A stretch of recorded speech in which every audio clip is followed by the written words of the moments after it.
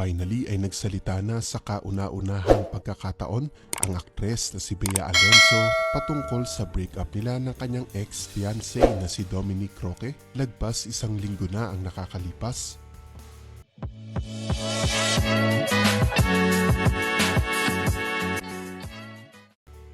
Kinumpirma ni Bea na talagang hiwalay na sila, pero paglilinaw niya mutual ang naging desisyon nilang tapusin na ang 3 years relationship nila. Pinatamaan niya din si Boy Abunda sa kanyang naging statement dahil wala daw silang binibigay na consent ni Dominic Roque kahit kanino na i-announce ang breakup nila sa publiko. Pertaining ito kay Boy Abunda dahil si OG Diaz ay more on speculation lang naman, pero matatandaang si Boy Abunda tahasang kinumpirma yung breakup nila live on air. Idininay din ni Bea ang mga kumakalat na rumors online kaugnay sa dahilan daw ng hiwalayan nila.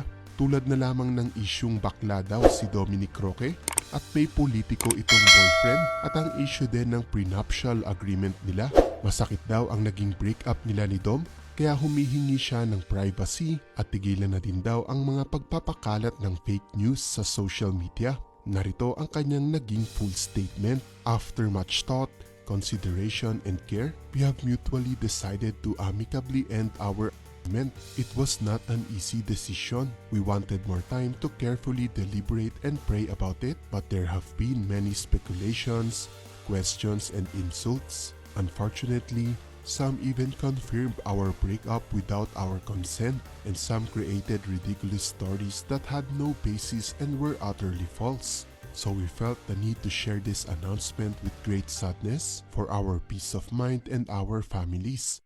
Please understand that this is an extremely painful yet united decision, and we sincerely request for everyone to kindly spare us from more cruel and very hurtful words thrown at social media. We kindly request to give us the privacy we need as we navigate our future lives with respect, kindness, compassion, and dignity. Thank you for understanding and support.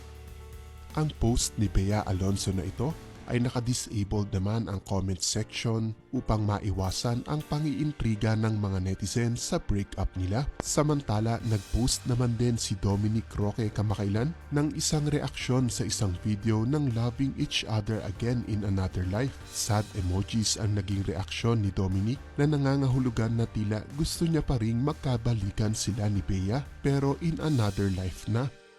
Maraming mga netizens ang nalulungkot ngayon dahil talagang tapos na ang love story ni Bea Alonzo at Dominic Roque. Umabot na sila sa puntong ikakasal na lang, pero may nangyari talagang naging dahilan kung bakit sila naghiwalay. Isang bagay na matinding palaisipan ngayon sa lahat dahil last December lang ay mukhang masayang-masaya pa sila together. Maraming mga netizens ang hindi pa rin satisfied sa naging statement ni Bea Alonzo. Hindi kasi inireveal ni Bea kung ano nga ba talaga ang naging dahilan ng breakup nila. Ayon sa mga fans, para mapigilang kumalat ang kung ano-anong rumors at spekulasyon online, dapat isiwalat na lang kung ano talaga yung reason ng breakup.